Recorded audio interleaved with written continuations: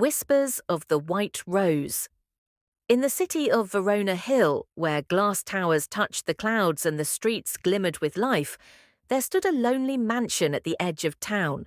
Its tall iron gates and marble fountains spoke of wealth, but inside lived a man who had everything except peace. Chapter 1. The Lonely Heart. Mr. Adrian Morel was 71 years old, owner of half the city's property, a man of unmatched power and fortune. But since his wife's death 20 years ago, his laughter had vanished. The only sound in his house was the ticking of a grand clock and the echo of his cane on marble floors. Every morning, Adrian sat by the window, sipping tea as sunlight poured through the curtains. Outside, life went on. Children laughed, vendors shouted, lovers walked hand in hand. But for him, each day felt the same. Quiet, cold, endless. Chapter 2. The Girl with the Flowers. One spring morning, while his driver stopped near a small park, Adrian noticed a young girl selling roses by the gate. She was barely 19, fragile, with tired eyes, yet a smile bright enough to soften even his hardened heart. Her name was Eleanor. She offered him a single white rose and said softly, "Sir, buy a flower." Not for decoration, but for memory. Intrigued by her words, he bought one. The scent of that rose followed him home, faint but unforgettable. From that day on, Adrian returned to the park every morning. He began buying roses, not because he needed them, but because he wanted to see her smile. Slowly, they began to talk. He learned that Eleanor lived with her younger brother in a small rented room. Their parents had died years ago. She sold flowers to pay for his school and her dream, to one day open her own art studio. Chapter 3. The Gentle Friendship. Their friendship grew in quiet moments, over shared stories, small gifts, and long walks through the park. Adrian often brought her books and sketch pads. She painted scenes of gardens and stars for him in return. People stared, an old man and a young girl, but their bond was pure. He found in her the warmth he'd lost, and she found in him the kindness she had never known. Sometimes she'd tease him. "You should smile more, Mr. Morel.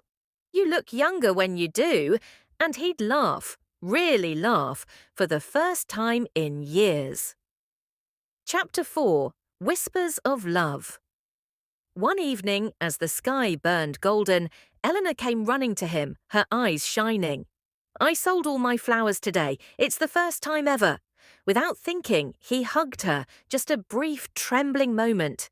She felt his heart beating fast, and for a second, the world stilled.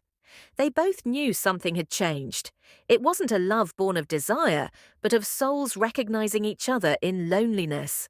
She began visiting his mansion, sketching in his vast garden while he read beside her. Chapter 5. The illness winter arrived, and with it, Adrian's health began to fade. His doctor warned him gently, "Your heart is weak. You must rest." But Adrian smiled. "My heart is old, not weak. It still remembers how to love." When Eleanor learned of his illness, she left her stall to care for him. She cooked, read to him, and filled the house with laughter once again. The servants whispered, the city gossiped, but neither of them cared. Chapter 6. The Last Rose. One morning, as snow began to fall outside, Adrian called Elena to his room. On the table lay a single white rose, wrapped carefully in silk. He said softly, "When you first gave me a rose, I thought it was just a flower. Now I know it was a beginning." Tears welled in her eyes as he handed her a small envelope.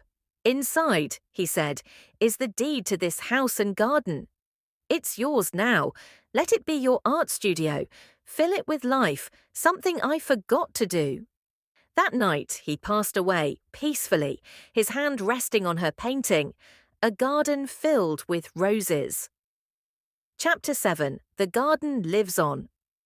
Years later, people still visited the mansion, now called the White Rose Gallery. The walls were filled with Elena's paintings, each one dedicated to the man who believed in her when no one else did. In the garden, hundreds of white roses bloomed, their fragrance soft and endless. And sometimes, in the quiet of the evening, she would sit by the fountain and whisper, "You never really left, Adrian. You live here, in every rose that blooms."